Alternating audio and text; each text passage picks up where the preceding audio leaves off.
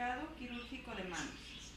El secado se realiza dentro del área quirúrgica. Se tendrá que hacer de una forma adecuada para evitar contaminar. La toalla ya viene en el bulto estéril. Además, esto lo debe preparar la enfermera instrumentista, siguiendo las mismas reglas de limpio sucio, de distal a proximal y de arriba hacia abajo.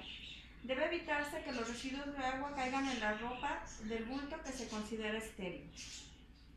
Comenzaremos tomando nuestra toalla, que debe de ser desechable. La tomaremos por la mitad y secaremos.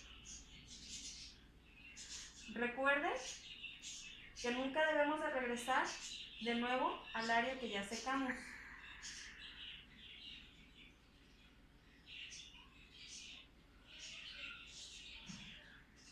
Ahora voltearemos nuestra sábana. Si se fijan, por debajo quedó el área que ya secamos y acá por encima quedaría la otra área. Y continuaremos a realizar nuestro secado.